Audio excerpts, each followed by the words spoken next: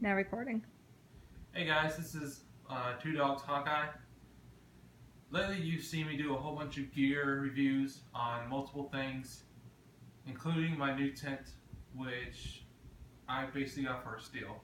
But today I thought I would show you my entire kit, minus my clothes, because that's not really necessary. But we're going to start off with your basic butchering knife. This knife is a hand-forged replica of one found, I believe, in Kentucky, that dates back to 1765. It is a fairly simple yet beautiful design. A simple high carbon steel blade which I forged from a leaf spring, mounted on a white-tailed deer antler with a copper cap on one end just to seal it and keep moisture out of the antler, which would cause it to crack. This knife is not yet completed, but what I have left is nothing major. A few hours of sanding and sharpening. Now, this knife was your business, as in this is the most important piece of kit in your pack as a long hunter, as a hunter for hire. A lot of people think it's this little beauty right here. No, you can survive without this. This just makes your job a whole lot easier. Something like this is what you need, because it's with this that you skin and butcher the animal, that when you don't have time to reload this has unlimited ammo, doesn't jam, and it's a whole lot quieter. Second in blades is your tomahawk. A lot of people carry these nowadays because all I think about it is bushcraft, and they are. You know, if you don't know how to make one, I would suggest going to Cold Steel and getting the Rifleman's Hawk. From what I've seen, they're very good. What you want to do, the first thing you want to do when you get your Rifleman's Tomahawk, now, this is not a Cold Steel. This is in fact a tomahawk I made out of a piece of mild steel as a body with a high carbon steel bit insert and forge welded. This is my first successfully made tomahawk, and I've split everything from bamboo to oak with this thing. It never gave up, never broke. I've never had to replace the handle. And the handle itself is made out of hickory. Or not hickory, made out of maple. I don't know. I always use that in my old tomahawks, so I guess that's just habit. But no, it's pretty weighty for tomahawks. A lot of them are usually light, but for me, I always think multi-purpose. Everything in this kit has a purpose of more than 3 reasons. This is an axe first and foremost. If I were to take this head off and use the handle, I've got a rabbit stick that I can use to club a rabbit if I catch him in a trap. The head I can take off, place on a branch like this, and use it as an adze for making a bow. Now this is your second most important piece of equipment, because this allows you to get even bigger wood than this would get. And are you still trained on me? I'm talking to my girlfriend because she's getting distracted by the TV. I am paying attention to, well-ish. I'm multitasking. Did you hear that? Well-ish. Well-ish, there you go. But no, this is your second most important piece of equipment. I also made the sheath, and I had to make it in a hurry, so it's not exactly easy to put on. You know, it's not a fancy strap handle with buttons and all that. This is just something to protect it when I don't need it. The third important thing, actually, you know what? It's not really even this. It's this, your bedroll. In this bedroll, as you can probably see, I have 2 blankets. I have a military surplus gray wool blanket.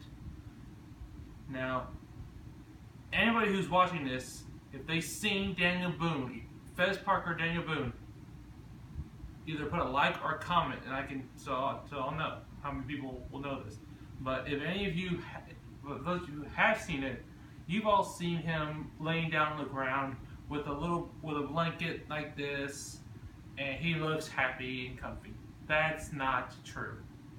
In real life, if he had done that, he'd have been one cold son of a bitch. Okay, I have myself have done that when I started, and I'll tell you what, if you want to lose some weight from shivering, do it. Then you'll die probably. I don't know, not if you're me. You got enough fat to spare. Yeah, that's my boyfriend, all right. After this, then I would say this. This will be your main item of protection and of money. This is a flintlock Kentucky rifle. This particular specimen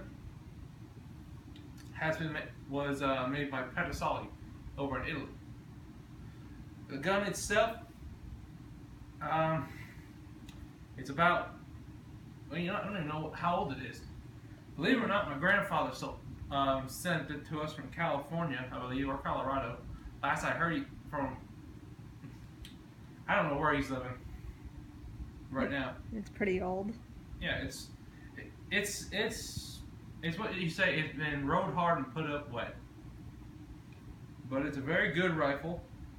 The lock is not original. I had to replace the lock. But now every time I pull the trigger, I get sparks, which is a lot different from my old lock, where I got a spark every 10 tries. And this one is a very good lock. The springs are nice and tight. And this gun has been favored a lot by a lot of my friends, just because it's so light for this gun. And it is a single set trigger. Most of the guns you see are double set, which means I have a trigger here and here. And the trigger back here is to lessen the pressure on the main trigger. You know, something for hunting and whatnot. They thought it was a good idea. I really don't. But that's that. Which way did I put this up? That way. After your rifle, you got your powder horn. This is a powder horn that me and a friend of mine made. Well, what we did together was clean up the base, drill the hole for the powder to go through, and do a little bit of filing right here. I carved with a buck knife a little tip here so I could secure the artificial sinew and onto the plug. The other thing I did was I put the plug in. Now the thing about the plug is difficult, sort of. You cannot get an exacting size on a powder horn just as it is. You have to heat up the powder horn, and the best and safest way to do that is by putting it in boiling water for about 20 minutes. And once it gets there, you put this on and you just start tapping until you get it nice and level. And this horn will actually form to the plug. Now for all those of you who are going to do it, a fair bit of warning. Once you pull it out and drain the water, your house is going to smell like burning hair. Or at least that immediate area. You know, if you have Small kitchen, your kitchen's gonna smell like burning hair. But that goes away in about 20 seconds, so it's not really that big of a deal. What I also did is I took a drill bit, and instead of using a drill, I just did it by hand, and that took me about 2 minutes. 2 minutes and a very sore hand. He's fast at that. No, I was just sick and tired of working on it, so you know. And So you were just like, eh. yeah, I was just like, you know, I don't want to use a drill because I don't want to mess it up. A friend of mine had given me this horn for free. She usually sells them for $15. But no, it didn't come this smooth when I got it. It was all scaled up and just nasty. And so a lot of my friends in college, you know, because one of my friends went to a rendezvous where she was at, and she had brought the horn. I couldn't go to that rendezvous because I had class and I had family obligations. And so he one day comes in, says, "I got your horn." I said, "Well, okay." I grab it, and I take it to my next class. I got some looks in that class anyway, just because I brought certain stuff in, and you'll see most of it here. But they asked me what I was going to make this into, and I said I'm going to make it into a drinking horn, which really, that'd be awesome. I should have asked for 2 horns. Nah, she can't. She wouldn't give me 2 horns. I'm surprised she gave me 1. But no, this will probably hold 1.5 to 2 pounds of powder. Now, for those of you who don't know about anything about black powder, 1/4 pound of powder, 1/5 of the potential carrying capacity of this horn, right here. If it were to catch a spark, I would be dead. If I wasn't dead, I would really wish I was. I would suggest looking up on Google. You do not want to look. You do not want to look it up on Google. I've seen some nasty stuff. A friend of mine also used to use this priming powder, which is a finer grade powder than the powder you put in here. And he uses that in his fires sometimes. It works really well when you have somewhat moist tinder. You know, stuff that's gotten some humidity into it, is not completely dry. And that kind of flash dries a certain spot and allows you to get a flame going, at least. But okay, that's enough about the horn, the gun. Now, you have your possibles bag. And for anybody who's going to comment it's a purse, just don't. It's not a purse. It is actually a messenger's bag that I got from a friend of mine at a local reenacting event called Five Trails here in Washington State Park in Arkansas. And in this, I carry everything I might need to possibly fix or load my gun. Hence the name, Possibles Bag. And that includes a bar of lead that I didn't even realize I formed into the shape of a striker. I guess I was just used to that feel. Now you've got your lead. You've got something that we call a spring vise. This is to get all your springs off your lock to get it better clean, which is really not needed. I've known guys who just take their lock and put it in a thing of hot water and just switch it around, and it dries and it doesn't rust. They also put a good bit of oil on it. Next thing you have is your bullet mold. Now a lot of people carry multiple bullet molds. I don't like to do that. I think if you need to make bullets, you can do it one at a time. And there's my idiot dog Bruiser. This is my bullet mold, and now he's trying to get up in my girlfriend's lap. Yeah, see? So pitiful. Just pitiful. Comment that he's cute. And prove my boyfriend wrong. No. Yes.